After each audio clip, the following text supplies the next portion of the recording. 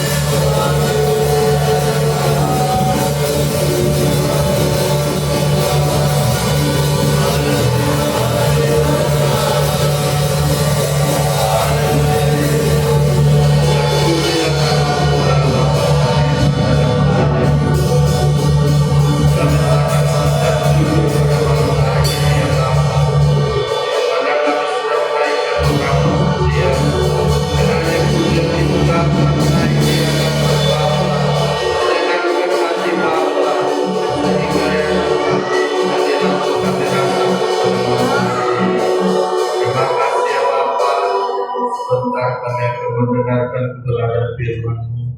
Namun sebelum itu ya Bapa, ampuni segala dosa kelemahan kami. Layakkan kami untuk mau ya Bapa menerima kuasa kebenaran firman-Mu yang akan disampaikan sebentar oleh hamba-Mu ya Bapa, dan singkapkan di dalam setiap kehidupan kami, supaya kami dapat mengerti firman-Mu ya Bapa, sehingga kami dapat juga melakukannya di dalam setiap kehidupan kami. Terpuji dan termulialah nama-Mu ya Tuhan. Kami tahu ketika firman-Mu akan disampaikan sebentar, kuasa kegelapan roh jahat tidak pernah tinggal diam untuk menggagalkan konsentrasi dan dalam menjalankan firman-Mu. Berapa kami yang ada pada malam hari ini, kami mau tolak penting dia bahwa di dalam nama Tuhan Yesus Kristus, biarlah Tuhan bebas untuk mendengarkan kebenaran firman-Mu. Dan ya Bapa, kami siap untuk mendengarkan firman-Mu, dan hamba-Mu siap juga untuk menyampaikannya di tengah-tengah kami. Di dalam nama Tuhan Yesus Kristus kami berdoa dan bersyukur. Haleluya. Amin.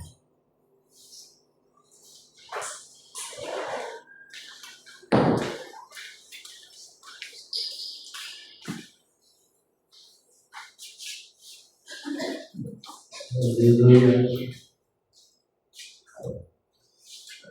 Manusia di dunia ini ada harapan karena kebangkitan Tuhan. Bayangkan manusia waktu Adam berbuat dosa dengan Hawa, berbilang kau mesti mati. Mulailah manusia umurnya dihitung seluruh Tuhan. Mulailah umur manusia ada ujung dia. Kalau kita mati, tidak masalah juga asal rasa sadar hilang. Tapi nyatanya manusia kalau mati, rasa sadar, rasa sakit, duka itu masih ada. Tidak mati, itu ada pada jiwa. Manusia kalau mati, rohnya bersatu dengan jiwa, menjadi jiwa. Dan kalau manusia mati, haleluya, dia pindah tempat dari dunia ini lewat dunia lain. Haleluya. Jadi kalau manusia mati, saudaranya dihilang dapat. Nah, karena manusia masih ada kesadaran, manusia ada tuntutan. Ada tuntutan. Tuntutan itu membuat kita menghadap takhta pengadilan Kristus. Syukurlah Yesus sudah bangkit antara orang mati.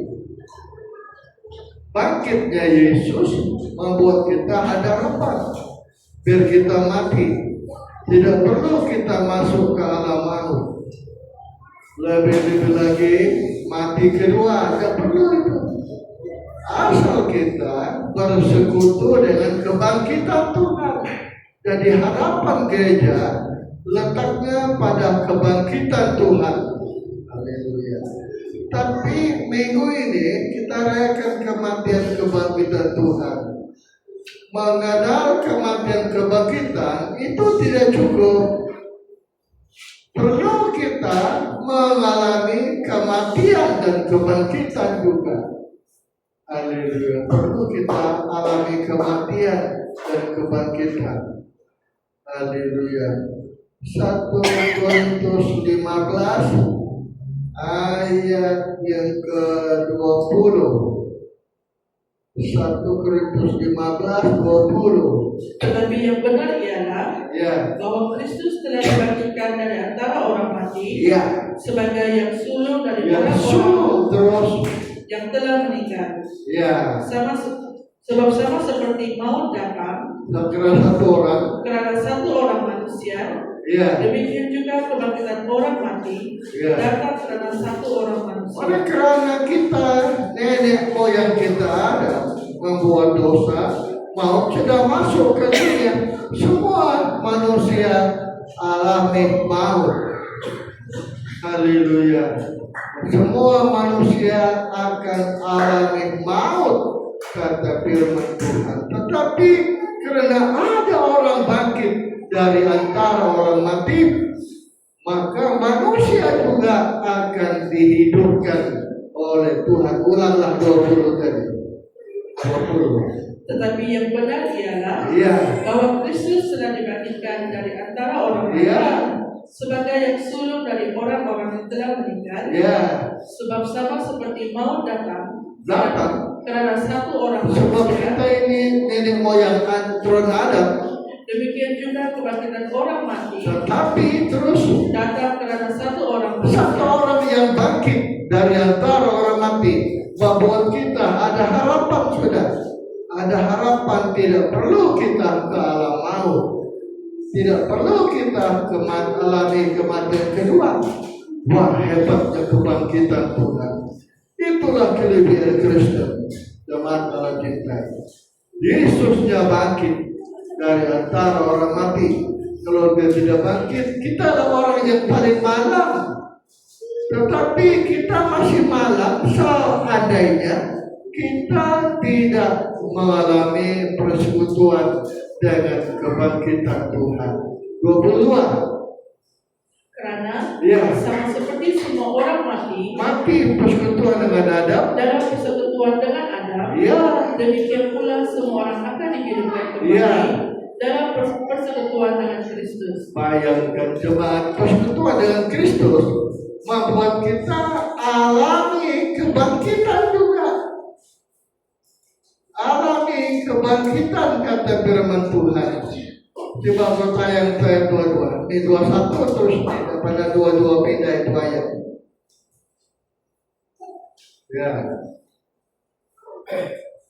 Persekutuan, namanya persekutuan dengan Adam membuat kita mati.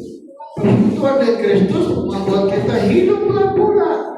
Jadi kuncinya perayaan kita, perayaan ingatan akan kematian kebangkitan Tuhan itu harus, tetapi tidak cukup. Perlunya kita mengalami kematian dan kebangkitan. Haleluya. Tadi saya berpikir macam mana menjelaskan ini ya.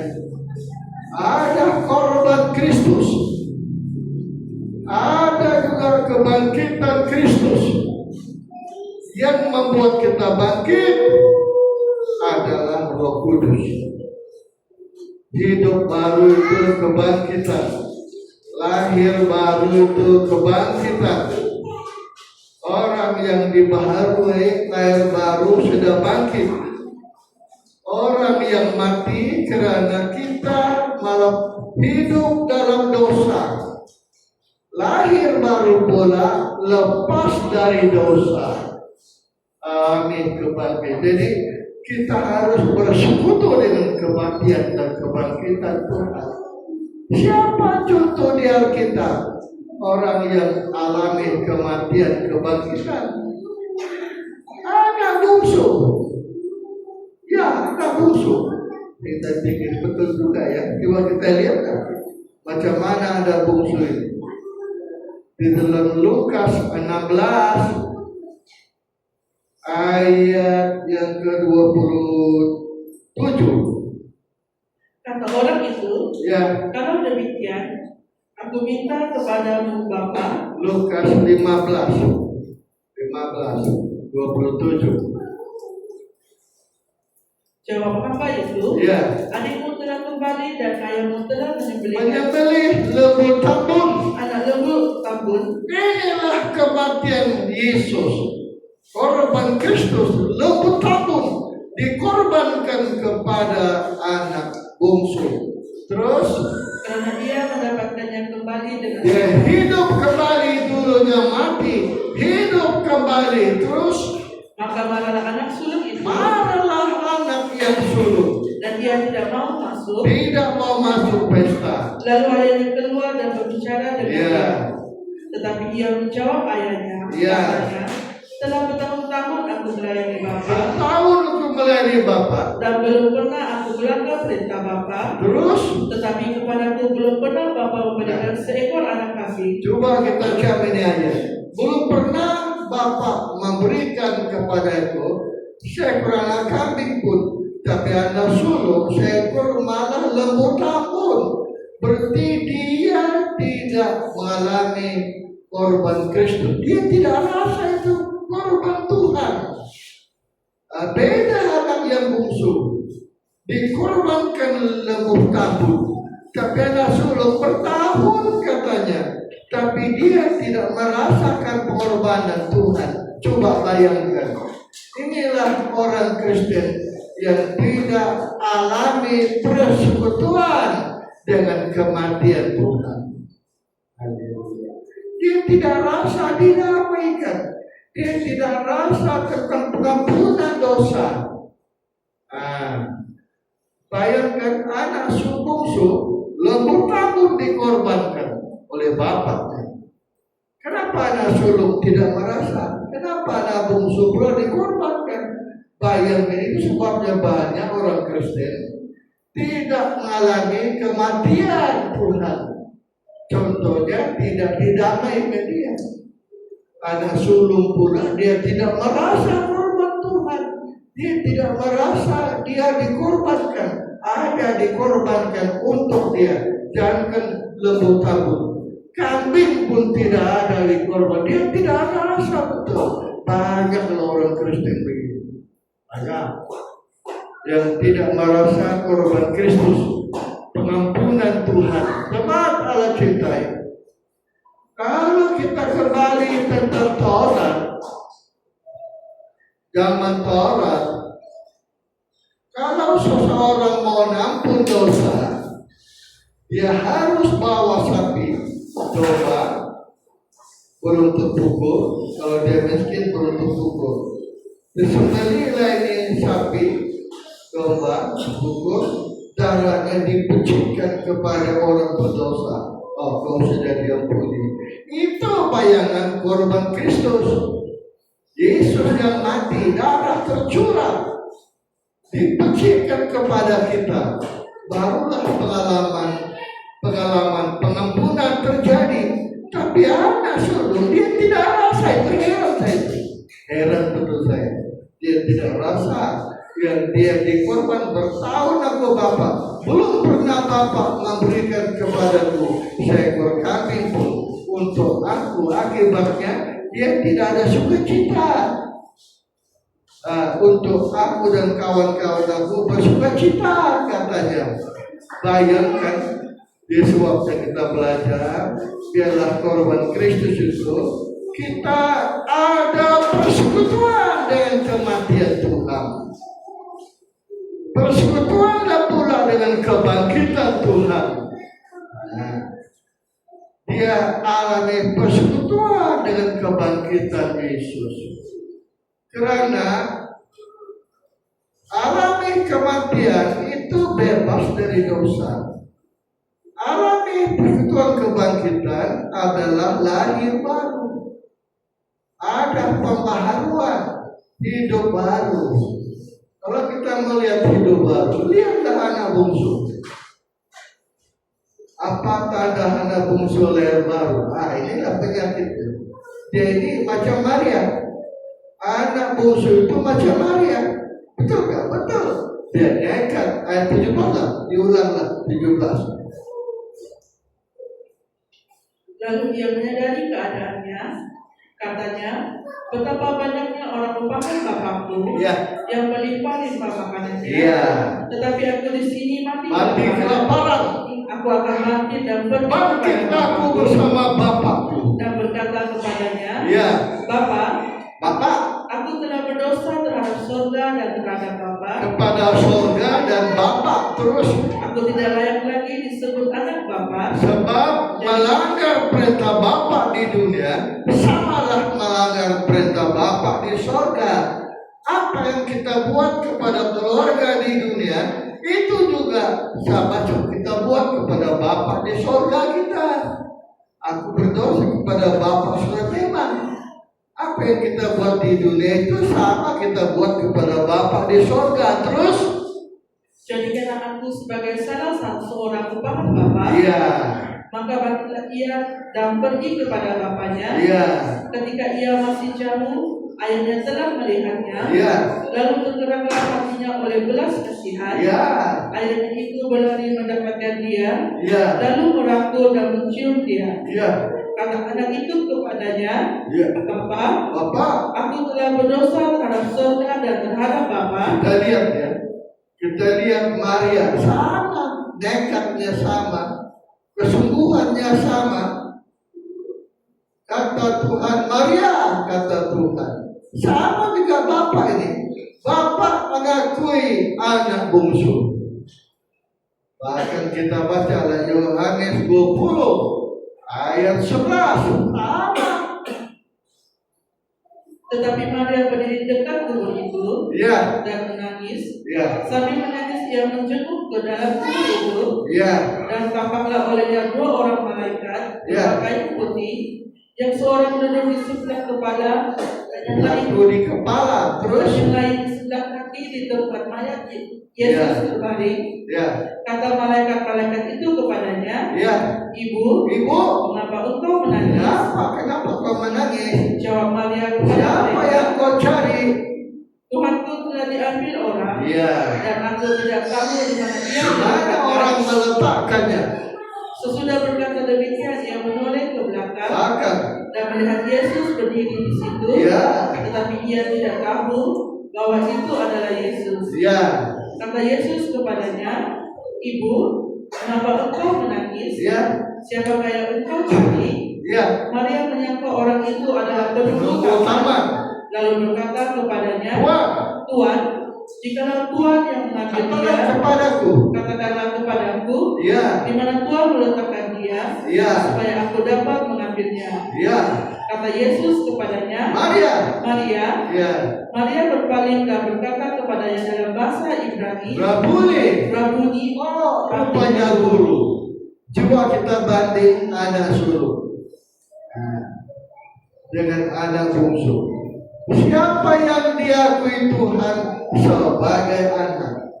Menurut Lukas 15, tentulah anak yang bungsu. Anak sulung, bapak perlawanan. Bapak keluar menasihatkan anak yang sulung. Nah, tidak begitu nak. Kita ini menerima adikmu baru hidup kembali.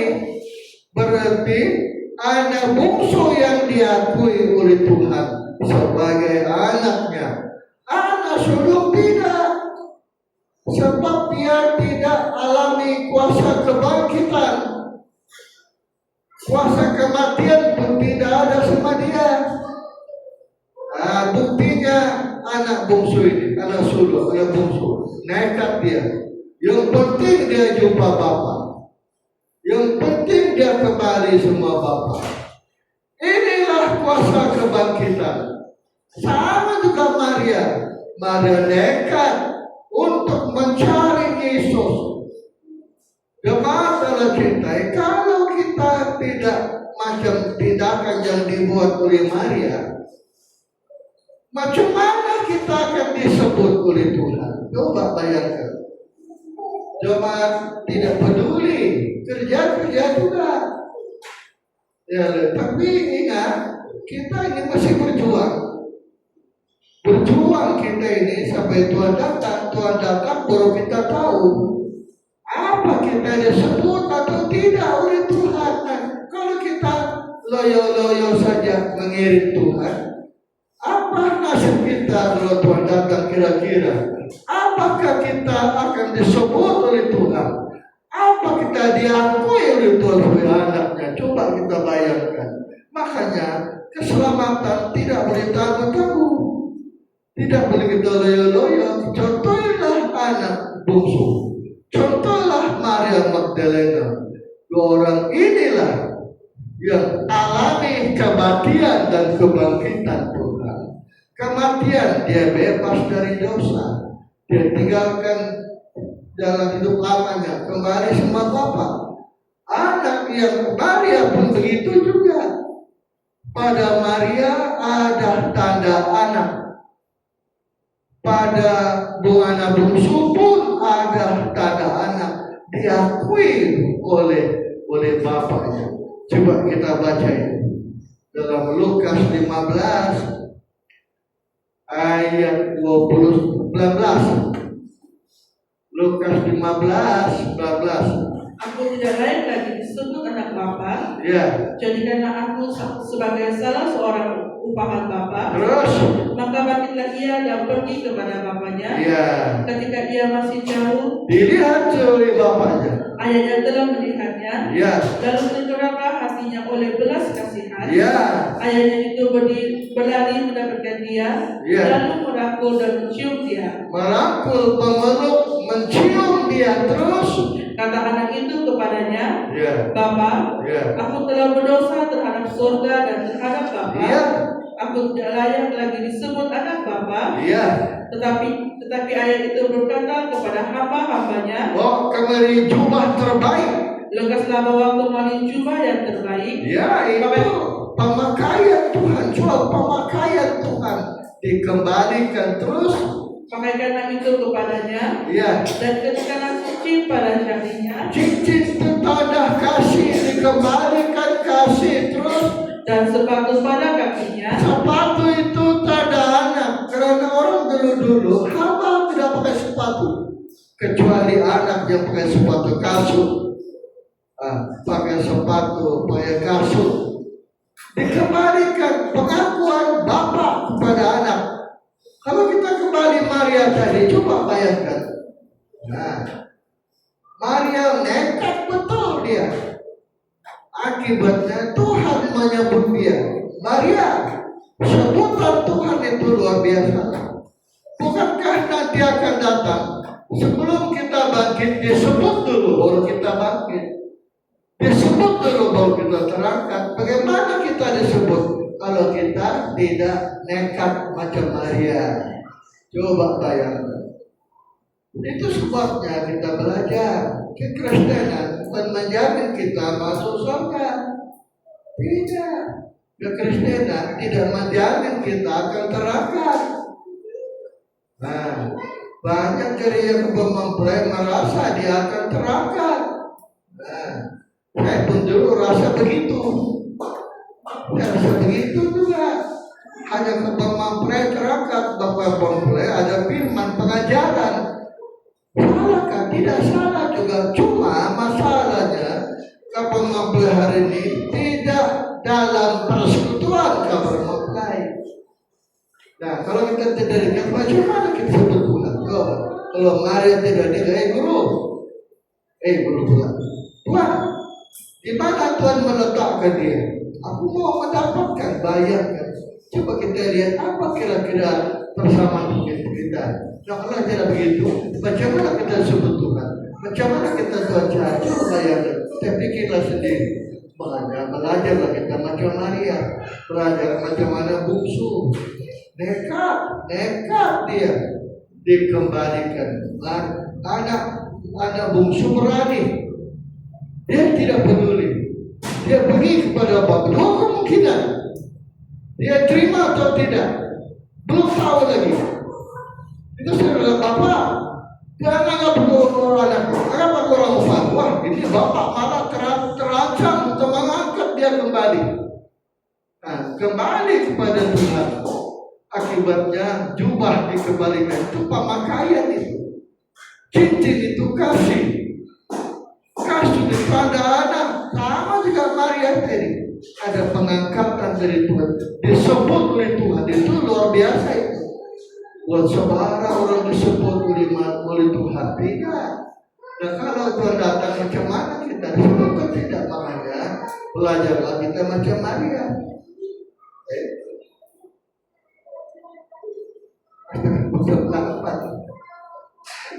Oke, kita belajar. Kenapa? Maria berani. Anak sulung pun berani, bungsu pun berani. Karena ada roh anaknya. Menurut Rom 8:15. Rom 8:15. Sebab kamu tidak menerima roh perbudakan yang membuat kamu menjadi takut lagi, Tetapi kamu telah menerima Roh yang menjadikan kamu anak anak-anak. Allah. Oleh Roh itu kita berseru, Nah, ya Aba, ya Bapa. jadi kita diangkat jadi anak. Orang anak Allah, apa dia buat? Seruan kita. Saya pernah khotbah di sini. Kalau kita orang sibuk, maka berdoa terus kepada Tuhan. Tuhan, saya mau bekerja ini bersamaku. Sibuk kan? Tuhan, saya mau buat ini bersamaku. Jadi kita senantiasa berhubung sama Tuhan. Tuhan, saya mau tanam sayur ini Tuhan. Kasih tahu Tuhan bersamaku. Jadi doa terus menerus. Inilah seruan anak Allah. Itu doanya kelihatan. Kurang lagi tadi 15. Sebab kamu tidak menerima roh perbudakan yang membuat kamu menjadi takut, tetapi kamu telah menerima roh yang menjadi membuat kamu jadi anak Allah. Oleh roh itu kita berseru ya Abah. Ya Abah, ya Abah. Seruan kita lah tanda kita anak Allah. Seruan kita pula tanda kita ada roh. Jemaat Allah cintai. Kalau kita mau banding anak sulung, anak bungsu, siapa yang ada roh? Anak bungsu. Tetapi tidak kelihatan juga. Ada tanda-tanda ke anak bungsu ada roh. Tidak. Tapi kita dapat lihat, dia diam saja. Dia tidak membalas pengkritik abangnya. Padahal dia dengar, bukan dia tidak dengar. Nah, orang ada roh, kelihatan tidak membalas jahat semacam. Dia tenang saja. Dia tidak pun menyinggung. Inilah orang ada roh. Ada sulung, kelihatan tak ada roh. Bukti dia kritik, seakan dia punya adik. Dia tuduh dia punya adik. Baru saja anak bapak. Bayangkan dia sendiri mengakui bahwa anak bapak. Bapak menyembelih seekor domba, seekor domba lembu tambun. Saya bapak bertahun tidak ada. Ini tanda kita tidak ada roh. Kalau tidak ada damai sudah. Tidak ada buah roh, tidak ada damai. Yang terpenting apa? Roh Kudus berseru. Ada seruan, berseru. Sama juga anak bungsu. Seruan dia kepada Bapak, aku sudah berdosa kepada Bapak dan Saudara. Seruan kita lah tanda kita anak Allah. Dimana kita pergi berdoa senantiasa, selalu berdoa. Biarpun di mana kita berada, berdoa terus Tuhan bersamaku hari ini. Selalu doa itu tanda anak Allah. Anak Allah itu diberikan kepada kita dapat dilihat seruan kita. Itu sebabnya kita belajar supaya kita anak Allah dipulihkan anak sulung dan anak bungsu. Anak sulung yang dipulihkan agar cincin kasih dikembalikan. Jubah itu pengangkatan diambil kembalikan. Sepatu tanda anak Allah dulu. Kalau hamba dia dapat sepatu. Ada dia punya sepatu, 3 dikembalikan. Yang keempat, ambilkan dulu. Mari kita pesta. Lukas 15 ayat 21. Kata anak itu kepadanya, ya. Bapak, ya. Aku telah berdosa terhadap surga. Ayat 25. Tetapi anaknya yang sulung berada di ladang, ya. Dan ketika ia pulang dan dekat ke rumah, 24. Sebab anakku ini telah mati, ya. Dan menjadi hidup kembali, ya. Ia telah hilang dan didapat kembali, ya. maka mulailah mereka bersukaria. ya. Tetapi anaknya mereka bersukaria. 23. Dan ambillah anak lembu kampung itu, sembelilah dia dan marilah kita makan dan bersuka cita. Ada pesta. Setiap ibadah itu pesta. Lebih-lebih lagi perjamuan kudus itu pesta. Bayang ada pesta. Kita makan, kita minum, mari kita bersukaria. Ini yang sudah hilang sama kita. Tapi ada sulung, ada bungsu, dia alami itu. Mari kita pesta. Anak bungsu ikut pesta bersama bapak. Anak sulung, dia tidak ikut, dia tidak mau masuk. Ya silakanlah, silakan. Tapi inilah hari ini. Banyak gereja lebih mempertahankan prinsip dia daripada membuang prinsip dia. Apa prinsipnya? Menuduh orang sesat. Anak bungsu ini, anak sulung, baru saja bapak datang, bapak menyembelih. Siapa kau? Siapa kita ini mau menuduh orang? Ayo, kita bukan Tuhan. Kalau orang bersalah, bersalah kepada Tuhan, bukan kepada kita. Coba bayangkan, kalau orang berdosa, berdosa kepada Tuhan, bukan sama kita. Terus anak sulung, apa hak kau kritik adiknya? Dia bukan Tuhan, dia bukan bapaknya. Inilah kesombongan yang tidak disadari oleh umat Tuhan hari ini. Lebih penggemar kabar mempelai, suka kritik orang, salahkan orang. Siapa kita? Kita bukan Tuhan. Kita Tuhan, orang tidak berdosa kepada kita, berdosa kepada Tuhan. Orang tidak bersalah kepada kita, salah kepada kita. Kenapa perlu kita ambil tugasnya Bapak? Kita bukan Bapak, kita bukan Tuhan. Jadi orang Kristen hari ini lebih gampang mempelai, lebih banyak kritik, seolah-olah dia sudah mengambil alih tugas Bapak, seolah-olah dia Bapak. Inilah kesombongan yang tidak disadari. Apakah kata Tuhan? Apa firman waktu iblis bilang kepada Hawa, kamu udah boleh makan itu buah kan? Ya, kata Hawa, kami tidak boleh makan. Rama pun tidak boleh. Tidak. Kalau kau makan, kau seperti Tuhan. Oh iya kan? Hawa terpengaruh. Dia makan itu buah, malah jatuh. Zaman kita ini sama juga, tawarannya sama. Kita ditawarkan jadi Tuhan. Kritik orang itu tugas kita. Bersalah kepada Tuhan, berdosa kepada Tuhan, bukan tugas kita itu, tugas Tuhan. Tapi banyak orang yang mengkritik, seolah-olah dia Tuhan, seolah-olah bersalah sama dia, seolah-olah kamu mau baik sama dia itu salah. Bersalah kepada kamu mau baik, bersalah kepada Tuhan, bersalah kepada dia sudah menjadi Tuhan. Inilah kesombongan yang tidak disadari. Makanya malam ini, haleluya, Allah mau kita menjadi anak yang bungsu. Dikembalikan jubah, cincin kasih, kasut tanda anak, sama juga Maria. Itu yang perempuan Maria, beda Petrus pulang, Yohanes pun pulang. Tapi Maria tinggal di kubur. Kau bayangkan, kenapa? Nekat, hati dia nekat.